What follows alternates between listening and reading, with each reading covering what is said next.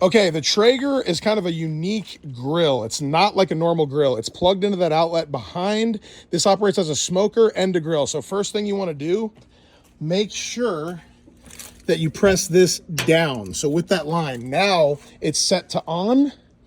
We go here, we hold this button, and then you will see the Traeger logo pop up.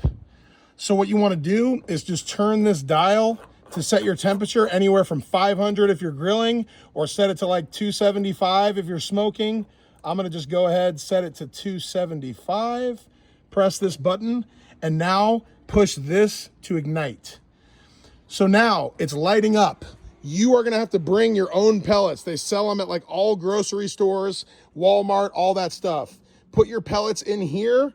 It's gonna pull it down in there with the auger to light this up, and then it'll be smoking. Now, there are a bunch of different settings. Just hit menu right here, and then you have timer, you have your probe. So if you wanna go to probe, then you can take this probe here, that's the meat thermometer, plug it right in, and then you can set an alarm at any certain temperature that you want. So there's a lot of different settings. Just Google this, YouTube it. There's a bunch of different stuff. To turn it off, it's this simple. Push the dial in, hold it, and then it's gonna do a shutdown cycle. So let it go through this full shutdown cycle, and then you can just leave it and it'll be off.